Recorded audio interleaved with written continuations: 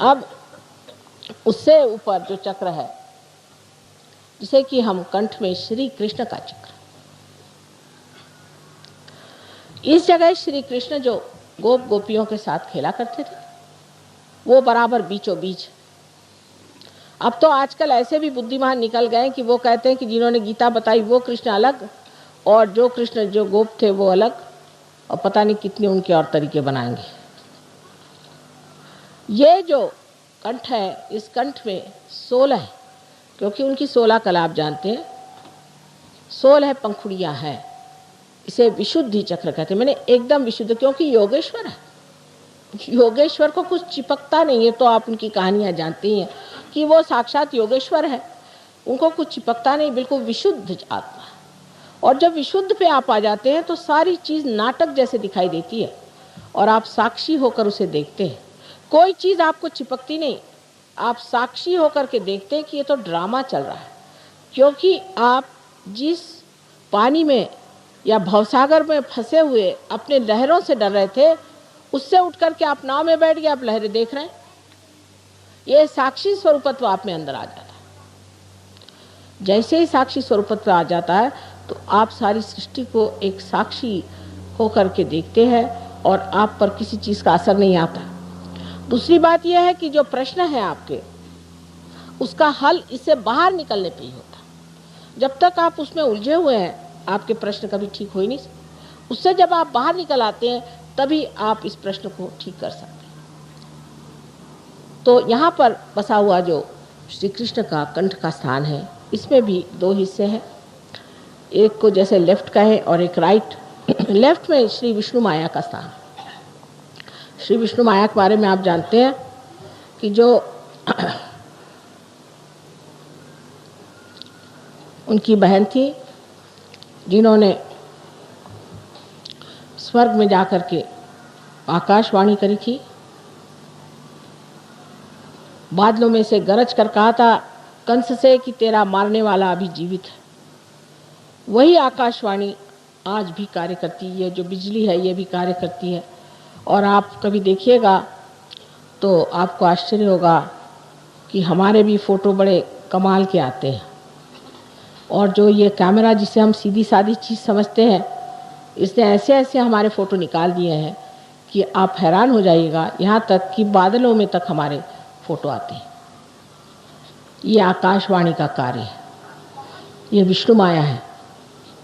इस विष्णु माया पर ये कहना है कि जब हमें भाई बहन का विचार नहीं रहता, जब हमारे अंदर ये शुचिता नहीं रहती, हम जब दूसरी औरतों के और बुरी निगाह डालते हैं, तब भी ये चक्र पकड़ जाता है। या किसी कारणवश हम ये सोचते हैं कि हम पापी हैं, हम दुष्ट हैं, और इस तरह की बेकार की अपने बारे में न्यून कल्पना कर लेते हैं, तब भी ये चक्र पकड़ता है। ये कल्पना कहीं कहीं बहुत ज़्यादा मैं देखती हूँ कि हम तो पापी हैं, क्योंकि रात दिन जो आता कहता तुम लोग पापी हो, ये संसार पापी है, और जो बताने वाला वो कौन बड़ा धर्मात्मा है। ये सब बातें सुन सुन के मनुष्य अपने को इतना नीचा गिरा लेता है कि उसकी ये लेफ्ट विशुद्धि पकड़ती है, और इसके पकड़ जाने से अगर हृदय में भी पकड़ आ जाए तो अनजाना जैसी बड़ी घातक बीमारियां हो जाती हैं। रात दिन कभी पत्नी, कभी पति, कभी घर, कभी समाज, किसी भी औरत में ये हमेशा भरते रहता है कि तुम बड़ी खराब। उस वक्त ये चक्र पकड़ जाता है और इससे अनेक बीमारियां हो जाती, पर सबसे घातक बीमारी इसकी अनजाना की है। दूसरी जो राइट साइड है, उसमें हम जिसे महाराष्ट्र में विट्ठल कहते हैं, और जिसे आप कहिए कि द्वारिका में बसे हुए श्री कृष्ण जहाँ राज्य कर रहे थे, उनका स्थान है। तो जब गोप गोपी बन के यहाँ रहते थे तब उनका बीचों बीच स्थान है, और जब वो राज कर रहे थे द्वारिका में तो उनका राइट, और जब लेफ्ट में आप देखते हैं तो उनकी जो शक्ति स्त्री है वो उनकी बहन है। बीचों बीच में श्री कृष्ण की राधा, और इधर उनकी रुक्मिणी, उनकी पत्नी जो थी वो उनकी शक्ति थी। ऐसे ही मैंने आपसे कल बताया कि 5 शक्तियाँ वो और 16,000 और शक्तियाँ सारी श्री कृष्ण की यहाँ विट्ठल के स्थान पे है। लेकिन इसमें भी इतने दोष आ गए कि विट्ठल की मूर्ति पंढरपुर में उनका साक्षात हुआ, जैसे आपके गोविंद महाराज की यहाँ मूर्ति आई है स्वयंभू। उसके बाद लोगों ने वहाँ पे अपना धंधा शुरू कर दिया और लोग एक एक महीना मुंह में तंबाकू डाल के विट्ठल विट्ठल विट्ठल करते हुए पैदल जाते थे। अब तंबाकू जो है ये कृष्ण के विरोध में, उनको बिल्कुल तंबाकू नहीं पसंद। जो लोग तंबाकू खाते हैं उनका ये चक्र खराब हो जाता है, या जो तंबाकू पीते हैं उनका ये चक्र खराब हो जाता है और इसीलिए उनको कैंसर की बीमारी होती है। इसका इलाज है आप अजवाइन की धुनी मुंह में लें, अजवाइन का पत्ता जला करके और उसकी बीड़ी फूकें, श्री कृष्ण उससे खुश रहते हैं। दूसरा इसका इलाज है कि आप मक्खन को दूध में या पानी में, गर्म पानी में डाल के उसे पिएं, उनको मक्खन बहुत पसंद है। नाक में आप घी डालें, घी और थोड़ा सा कपूर, क्योंकि कर्पूर गौरव आप जानते हैं आप कपूर के बड़े शौकीन हैं, सो कपूर थोड़ा सा डाल करके वो नाक में छोड़ें, कपूर माथे पे लगाएं। जो कुछ श्री कृष्ण को पसंद है वो सारा करने से वो प्रसन्न हो जाते हैं और आपका विशुद्धि चक्र ठीक हो सकता है, आपका कैंसर ठीक हो सकता है, आपकी सारी तकलीफें ठीक हो सकती हैं। जब आप सबका गला पकड़ जाता है तो मेरा भी गला पकड़ जाता है, क्योंकि इतनी मेहनत पड़ जाती है उसको ठीक करते करते, तो भी पहाड़ जैसे लोगों की कुंडलिनी कभी कभी उठती ही नहीं, बड़ा प्रयत्न करना पड़ता। खासकर विशुद्धि चक्र पे ये 3 ऐसे पेंच बैठे हुए हैं। उसमें से ये कि जो लेफ्ट विशुद्धि है, अगर मंत्र वगैरह किसी गलत गुरु से लिए हैं और बक रहे हैं उसको सुबह से शाम तक, तो वो मंत्र भी पकड़ जाते। इन सब चीज़ों के लिए उसका इलाज सहयोग में हरेक का मंत्र रूप भी है, आसन रूप भी है, और भी कुछ उसके साथ में थोड़ा बहुत जैसे पानी, जल या चीनी, इस तरह की चीज़ें दे करके किया जा सकता है। श्री कृष्ण के जीवन में द्रौपदी का स्थान बहुत ऊंचा है। वो उनकी बहन, जिसको कि विष्णु माया कहते हैं, वही थी जिसका जन्म हुआ था और जो बिजली के रूप में आकाश में जा कर के चमकी थी और जिसने उनके अवतरण की घोषणा की थी, वही विष्णु माया द्रौपदी जी थी। इसलिए वो द्रौपदी को बहुत मानते थे। जिस वक्त द्रौपदी के चीर पे हाथ दुर्योधन ने रखा और जब खींचने लगे तो द्रौपदी भी स्त्री सुलभ लज्जा से उसने अपना आंचल दांत में से दबा लिया। क्री कह के रुक गई, क्री, कृष्ण कहते गिर जाएगा, कृष्ण रोका, कृष्ण कहते न बना। लेकिन जब देखा कि अब हालत खराब हो रही, अब हमारा वस्त्र खिंच रहा है, तो जैसे ही कृष्ण शब्द उनके मुख से निकला, तुलसीदास जी ने बहुत सुंदर इस पर वर्णन किया है और वो सुनने लायक है। श्री कृष्ण का प्यार अपने बहन के लिए कि द्वारिका में शोर भयो भारी। द्वारिका में बैठे हुए थे, द्वारिका में शोर भयो भारी, शंख चक्र गदा पद्म गरुड़ लई सिधारे। तुरंत उसी क्षण वहां पहुंच गए। अपने बहन की लाज रखने के लिए। अब इन महाशय से पूछे कि अगर उनको स्त्री लज्जा का विचार न होता तो अपनी बहन की लाज रखने के लिए वो वहाँ से दौड़ करके यहाँ क्यों आते। 5 साल में बाल लीला में जो कार्य किया, वही जब यौवनावस्था में राजा जैसे बैठे हुए थे, अपनी स्त्री की लज्जा रक्षण के लिए, अपनी बहन की लज्जा रक्षण के लिए वो वहाँ से क्यों दौड़े चले आए। इसमें कॉन्ट्रास्ट नहीं है, इसमें विरोधाभास नहीं है, ये एक ही चरित्र के अनेक गुण हैं।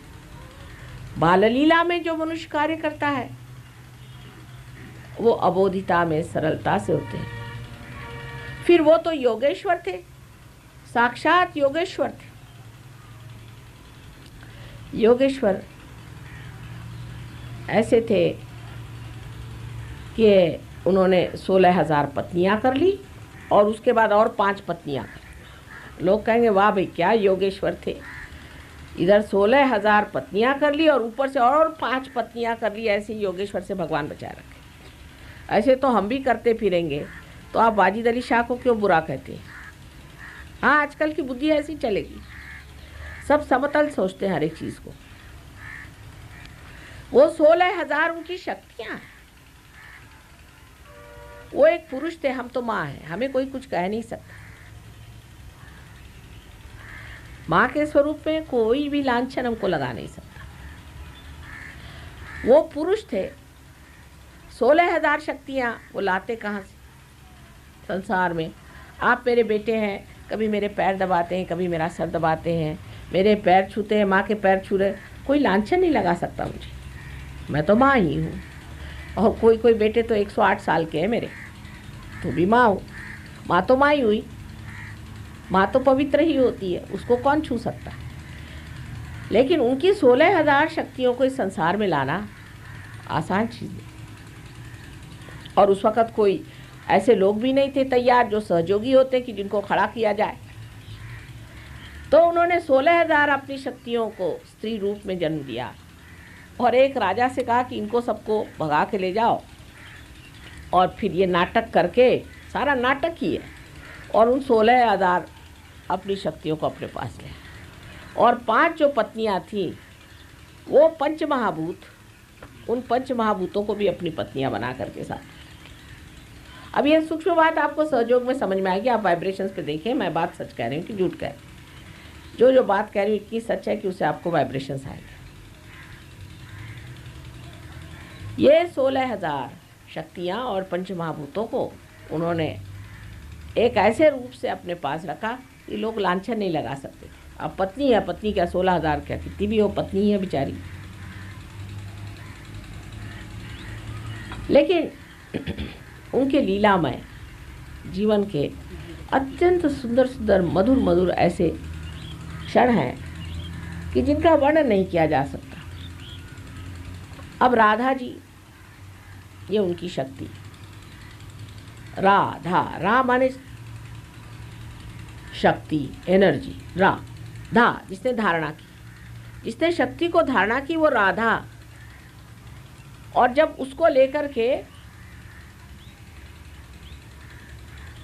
जब उन्होंने रास रचाई तो फिर वही रास, स माने सहित, शक्ति के साथ वो रास, इस तरह से उन्होंने रास रचाई। उसमें भी कुंडलिनी जागरण का ही व्यवस्था थी। आप लोग सब हाथ घर पकड़ के बैठे हैं और उसमें से 2 आदमियों का कनेक्शन हमारे 2 पैर से लग जाए, उस वक़्त अगर कोई संगीत हो रहा हो, कोई ताल बज रहा हो, तो आपके हाथ में वही ताल बजेगा। जब ताल बजेगा तो जब ताल हाथ में आएगा, 3 ताल बजेगा तो 3 ताल हाथ में आएगा, 1 ताल बजेगा तो 1 ताल हाथ में आएगा। आप देख सकते हैं। इसलिए उसे रास कहा गया था कि रास, शक्ति के सहित उसको घुमाना, ये उन्होंने कार्य किया था। लेकिन नारद मुनि ने एक बार एक खेल रचा और उन्होंने जा करके श्री कृष्ण से कहा कि क्या तुम वाकई इन सब पत्नियों को और इनको सबको प्रेम करते हो? कहाँ करता हूँ। उन पत्नियों को जाके पढ़ा दिया।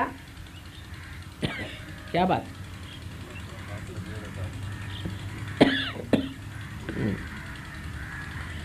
उन पत्नियों से जाकर इन्होंने कहा कि देखो, श्री कृष्ण तुमको तो प्यार नहीं करते, वो तो सिर्फ राधा ही को प्यार करते हैं। तुमको तो यूं ही रख छोड़ा है घर में पत्नी बना करके, कलंक रहित रहने के लिए। वैसे तुमको कोई प्यार व्यार नहीं करते। अब वो आ गए झांसे में, ठीक ऐसा ही होगा, ये हमको कुछ नहीं प्यार करते हैं श्री कृष्ण, ये तो योगेश्वर है, ये क्या हमको प्यार करेंगे, ये तो राधा जी को ही प्यार करते। तो वो आके कहने लगे कि आप तो हमको प्यार नहीं करते, आप राधा जी को प्यार करते। श्री कृष्ण ने कहा बाबा बाबा ऐसी बात नहीं कहो, मेरे पेट में बहुत दर्द होने लगा, इतना दर्द हो रहा है मेरे को, कुछ आपको क्यों दर्द हुआ? कल ऐसी बात करने से मेरे दर्द हो जाता। अब घबरा गई, कल अच्छा इलाज बताओ। इलाज बहुत सोपा, ऐसा करो तुम्हारे चरण की जो धूली है वो मुझे पीने को दे दो तो मैं ठीक हो जाऊंगा। उनका वाह, पहले तो हमें प्यार नहीं करते और हमारा सब पुण्य भी छीन लेना चाहते हो कि तुम्हारे पैर की धूली हमें पीना चाहिए तो हमारे पैर की धूली आप पीजिएगा। ये हमसे नहीं हो सकता, ये सब हमें बेवकूफ़ बनाना, हमें न बनाइए। उन्होंने कहा कि भाई ये तो एक ही तरीका है। नारद मुनि ने कहा कि नारायण नारायण, अब क्या किया जाए। कहा अच्छा तुम जाओ राधा के पास, उससे कह दो।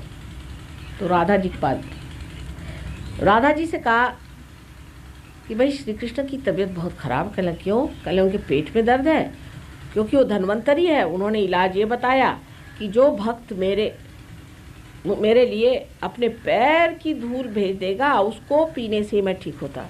तो राधा ने पैर आगे कर दिया, अच्छा ले लो, मेरे पैर की धूल ले लो। कहा क्यों? तुमको आपके पाप पुण्य का कोई विचार नहीं? अरे कहने लगे जो पाप कर रहा है वो भी वही है और पुण्य कराता वो भी वही है, तुम ले तो जाओ, उसके पेट का दर्द ठीक करो। तो उन्होंने उसके पाँव की धूल निकाली। अब वृंदावन की मिट्टी जो है पीली पीली आपने देखी होगी, वो लेकर के वो पहुँचे। कहा हाँ राधा जी ने तो दे दी है, अब लीजिए पीजिए। वो घोल करके पी लिए। श्री कृष्ण ने कहा कि आप ऐसे क्यों खड़े हैं? कहने लगे कि राधा जी ने एक बात की समझ नहीं आया कि आप ही पुण्य भी कराते हैं और आप ही पाप भी कराते हैं। कहले अच्छा तुम्हें समझ नहीं आई बात? तो नहीं। अच्छा कहले मेरे हृदय में देखो। हृदय की जब नज़र की तो हृदय कमल में श्री राधा जी बैठी हुई और उनके पाँव जो हैं उस कमल के पराग में छू रहे हैं और पीले पीले हो रहे हैं। तब नारद जी के समझ में आया कि जब हृदय में बैठे हैं तो पाँव और सर और हाथ से क्या मतलब हुआ? ये पाप पुण्य की जो कल्पना थी वो श्री कृष्ण ने बदली, जिसे हम महान पाप समझते हैं और महान पुण्य समझते हैं, उसकी बराबर पूरी तरह से जानकारी होना, उसका डिस्क्रिशन हमारे अंदर श्री कृष्ण ने भरा। इसीलिए हमसा चक्र है, जब ये खराब हो जाता है तो मनुष्य को डिस्क्रिशन नहीं रह जाता, वो पाप और पुण्य समझ नहीं पाता, अच्छा बुरा समझ नहीं पाता है। और दोनों के लिए इलाज एक ही है, विशुद्धि चक्र अगर खराब हो जाए और चाहे आपका हमसा चक्र, बहुत सरल सोपा। सहयोगी जो कि जानते हैं वो न कहे, पर अनजाने जो हैं वो समझ सकते हैं कि श्री कृष्ण को एक चीज़ प्यारी थी, वो था क्या? मक्खन। इसका इलाज है मक्खन। मैं रोज़ अपने विशुद्धि चक्र को थोड़ा सा मक्खन, उसमें नमक मिला करके और उसका अर्घ चढ़ा देती हूँ। फिर दिन भर वो बोलते रहते हैं, कुछ परेशान नहीं करते। आप लोग भी ये करें कि थोड़ा सा मक्खन अंगूठे पर ले करके उसमें नमक लगा लें और यहाँ जो परजीव है पीछे उसको उसका 3 बार अर्घ चढ़ा दें, बिल्कुल गला ठीक हो जाएगा, खांसी आसी सब गायब, सब कुछ ठीक हो जाएगा। और हमसा चक्र इसलिए पकड़ता है कि हम जिस जगह रहते हैं वहाँ खुश्की है और खुश्की के कारण एक बड़ा भारी प्रश्न खड़ा हो जाता है, वो ये कि हमारे अंदर की जो त्वचा है जो कि बहुत झिल्ली सी है और इसके जो एपिथेलियल सेल्स होते हैं वो सूख जाने की वजह से, जैसे हाथ की भी सर्दियों में हाथ की भी चमड़ी सूख जाती है, उसी प्रकार अंदर भी सूख जाती है और उसी से आपको ये सब बीमारियां, साइनस और दुनिया भर की चीज़ होती है। उसका भी बहुत सरल इलाज है। अगर आप मक्खन को पिघला के नाक में डाल दें तो काम हो गया। नहीं हुआ तो आप घी बना लीजिए मक्खन का, उसको वस्त्र से छान करके और उसमें थोड़ा नमक डाल के रख लीजिए और उसमें आप नाक में डाल दीजिए, आपको जितने भी साइनस के ट्रबल से सब साफ हो जाए। ये श्री कृष्ण का सीधा सरल उपाय और इसे आप करके देखिए और फिर मुझे बताइएगा। रोज़ सवेरे हर एक सहयोगी को चाहिए कि अपने हाथ पर थोड़ा सा मक्खन लेकर उसमें नमक लगा करके और 3 बार श्री कृष्ण को अर्घ चढ़ाएं। फिर नाक में 2 बूंद घी डाल दें, सोते वक्त घी डाल दें, आपकी सर्दी जुकाम भाग जाए। गर्म पानी से नहाने से जुकाम ज़्यादा होता है, ठंडे पानी से नहाने से नहीं। जैसे यमुना जी का जल है, आप जानते हैं, बहुत शीतल, उसमें ही वो नहाया करते थे। इसी प्रकार आप शीतल जल में नहाया करें, आपको कोई तकलीफ नहीं। सो श्री कृष्ण की जो बात थी वो समझनी चाहिए कि उन्होंने उस वक्त कुंडलिनी के जागरण का सामाजिक प्रयत्न किया। वे सामाजिकता पे उतरे और उन्होंने जो रास की थी उसमें भी यह था कि इनकी भी कुंडलिनी जागृत हो जाए, इनके जागृति की कम से कम व्यवस्था हो जाए। ये उन्होंने सारी व्यवस्था उस वक्त की थी और उसके ही फलस्वरूप आज हम उसे पा रहे हैं। कृष्ण शब्द जो है ये कृषि से आया है। जिन्होंने कृषि की थी और आज उसके फल हम बीन रहे हैं, वही कृष्ण थे। और भी उनके नाम का अर्थ है जो कि सहयोगी लोग जानते हैं कि इनका नाम कृष्ण क्यों रखा गया। लेकिन तू तभी यही समझ लें कि उन्होंने कृषि की थी, इसलिए उनका नाम अब नाराज हो रहा है, उनका नाम कृष्ण रखा गया। इन कृष्ण ने जो बात अपने जीवन में दिखाई वो ये कि आप एक साक्षी हैं, सब नाटक, ये सब मिथ्या, ये सब जो आपस में परेशानियां हो रही हैं, तकलीफ़ें हो रही हैं, झगड़े हो रहे हैं, एक तरह से पता नहीं किस उलझन में सब लोग फंसे। तुमने ये गलत किया तो उसने वो गलत किया, तो उसने वो गलत किया, तो उसने वो गलत किया, और सब जो आपस में सर पीट रहे हैं, ये सब एक नाटक है। और उसका सूत्रधार कौन है? तो श्री कृष्ण है। वही लड़ाई लगाता है और वही सर फुड़वाता है और क्या सिद्ध करता है कि ब्रह्म है वही सत्य है। ब्रह्म माने ये जो चारों तरफ छाई हुई शक्ति जिसे आपने महसूस किया, यही सत्य है, यही सत्य बताता है। इसी से जाना जाएगा कि सत्य क्या है। बाकी जो कुछ भी है तो एक मजाक चल रहा है। विश्व के लोग हमारी ओर आंखें किए बैठे हैं कि भारतवर्ष से ही उनका उद्धार होने वाला है, तक नहीं पा सके। और हमारी यह हालत है कि एक साधारण सद्व्यवहार जो होता है वो भी नहीं। कल मैंने आपसे कहा था कि मैं आपको हृदय में बसे हुए शिव स्वरूप सच्चिदानंद आत्मा के बारे में बताऊंगी आज, लेकिन सोचती हूँ कि आखिर में बताऊंगी जब सारे ही चक्र बता चुकी वो अच्छा रहेगा। हालांकि उनको पहले से आखिर तक अपनी दृष्टि वहीं रखनी चाहिए। बाकी जो भी चक्र हैं एक उनके चक्र को जानने से ही ठीक हो जाते हैं। इन 3 हृदय चक्र के 3 हिस्सों से ऊपर एक बहुत ही महत्वपूर्ण चक्र है जिसे हम लोग विशुद्धि चक्र कहते हैं। विशुद्धि चक्र, इसके जहाँ पे हमारा कंठ होता है इसके बराबर पीछे में ये चक्र होता है। अब इसके लिए आप एग्जैक्टली नहीं किसी के लिए कह सकते कि ये यहीं होता है, क्योंकि ये बड़ी ही सूक्ष्म चीज़ है, थोड़ा ऊंचे नीचे होता ही है। जैसी जैसी मनुष्य की प्रकृति होती है और जैसे जैसे उसका फॉर्म होता है वैसे ही इसके चक्र की भी स्थितियाँ उस तरह से थोड़ी बहुत आगे पीछे होती हैं। कभी कभी 1 इंच का भी फर्क होता है। इसलिए आप ये नहीं कह सकते कि ये बराबर उस जगह ही होगा। थोड़ा सा मैंने देखा है, किसी का ऊपर होता है, किसी का नीचे होता है, किसी का और भी नीचे होता है। बहरहाल ये कंठ जहाँ पे है, इस कंठ के पीछे में यहाँ पर हमारा विशुद्धि चक्र है। ये चक्र बहुत ही महत्वपूर्ण है मानव के लिए। जानवरों में ये चक्र इतना बढ़ा हुआ नहीं, ना ही इतना वो प्रगल्भ है।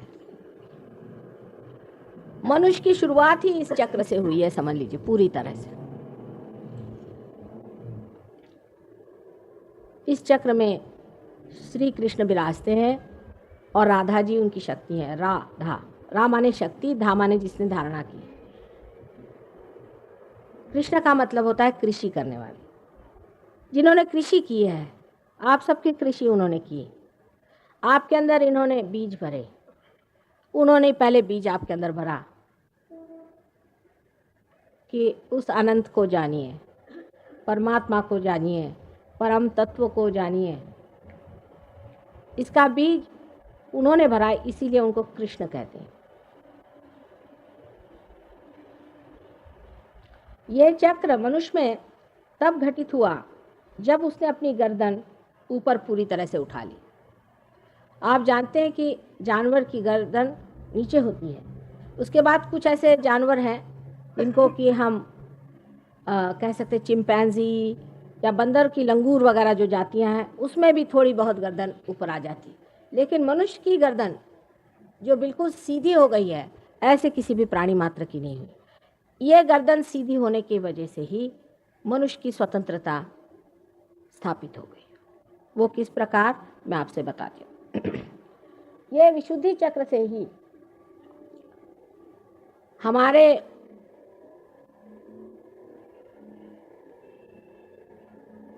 दो ईगो और सुपर ईगो नाम के बलून तैयार हो जाते हैं। आप जानते हैं कि जानवर की आकृति ऐसी आती है, ऐसी जाती, फिर नीचे चली जाती है। जो भी चेतना उनके अंदर आती है वो फिर से पृथ्वी की ओर झुक जाती है। लेकिन मनुष्य ने जो ये ऐसी गर्दन ऊपर उठा ली और उसने अपने अंदर जिम्मेदारियां महसूस करनी शुरू कर दी, तब वो जब कोई भी कार्य करता है तो उसमें उसका ईगो बढ़ता है। अब ईगो शब्द, अहंकार से लोग बहुत घबराते हैं। अहंकार मेरा मतलब नहीं है अहम भाव, इसमें दोनों में बड़ा अंतर है। अहम भाव सब में होता ही है, होना आवश्यक ही है। हर इंसान में अहम भाव न हो तो वो जानवर हो जाए। प्रति अहम भाव भी हमारे अंदर उठता है और लेफ्ट साइड से आके और माथे यहाँ फॉन्टिनेल बोन होता है वहाँ तक आ जाता है। और अहंकार का भाव भी लेफ्ट साइड से उठ के इधर आ जाता है। अब देखिए, चढ़ते वक्त तो राइट का लेफ्ट जाता है और लेफ्ट का राइट जाता है, जैसे यहाँ पे दिखाया। इन लोगों ने उसका अभी गति नहीं दिखाई लेकिन ये विशुद्धि चक्र से इसकी शुरुआत होती है। अगर आपका गला खराब है तो डॉक्टर लोग आपको दवा दे देंगे, कहेंगे आपका गला खराब। अगर राइट विशुद्धि खराब है, जो कि रुक्मिणी जी का स्थान है, जहाँ विट्ठल रुक्मिणी है, उसका तो इलाज दवा से हो जाएगा। पर जिसका लेफ्ट साइड खराब होगी उसका इलाज नहीं हो सकता, क्योंकि लेफ्ट विशुद्धि से प्रति अहंकार उठता है। ये कंडीशनिंग से होता है, जो आपके अंदर कंडीशनिंग हो गई उससे होता है। जैसे कि एक बच्चा मैंने बताया था, माँ के पास है, दूध पी रहा है, आनंद में है। जब माँ उसको बदलना चाहती है तो बच्चे में अहंकार जागृत होता है कि ये क्यों हमें सता रही हैं, या ऐसे हमें क्यों इन्होंने बीच में दखल दी, डिस्टर्ब किया। और जब माँ उसे कहती कि चुप रहो, ऐसे नहीं करते, तो उस पर जो उसके संस्कार पड़ते हैं, चाहे वो सुसंस्कार हो चाहे कुसंस्कार हो, उसके कारण उसके अंदर प्रति अहंकार, जिसे कि सुपर ईगो कहते हैं, होता है। अब राइट साइड की जो कुछ भी हमारी एक्टिविटी है, राइट साइड की जो हमारी पिंगला नाड़ी है, वो जब भी गतिमान होती है, कार्य करती है, तो हमारे अंदर ईगो बढ़ता है। और जब हमारी लेफ्ट साइड की गतिमान होती है तो हमारे अंदर प्रति अहंकार माने सुपर ईगो बढ़ता है। जब ये दोनों चीज़ें बढ़कर एक के ऊपर एक ओवरलैप कर लेती हैं, समझ लीजिए बच्चे की उम्र जब तक साल भर की हो जाती है तब तक ये जगह पूरी तरह से भर जाती है, और तब आप में पूरी तरह से हम अलग हैं ये भावना आ जाती है, जिसे कहना चाहिए अहम भाव, कि हम अलग हैं, आप अलग हैं, जिसे अंग्रेजी में कहते हैं आईनेस। हम लोग सब अलग अलग हो जाते हैं, हम सोचते हैं कि हमारा ये नाम है, उनका ये नाम है। अगर छोटे बच्चों से आप बात करिए तो हमेशा थर्ड पर्सन में वो बात करते हैं, फर्स्ट पर्सन में नहीं कहेंगे कि मैं जा रहा हूँ। जैसे हमने मुन्ना से कहा कि बेटे अब तुम जाओगे कि नहीं, नानी ये मुन्ना नहीं जाएगा, बहुत जिद्दी है, थर्ड पर्सन में बात करेंगे। माने उनका जो है सामंजस्य उस मुन्ना नाम से नहीं हो पाता है, आइडेंटिफिकेशन नहीं हो पाता है। वो हमेशा थर्ड पर्सन में बात करेंगे कि ये नहीं मानने वाला, ये बड़ा जिद्दी है, माने ये दूसरा है कोई मुन्ना और ये जो मैं हूं ये अलग है।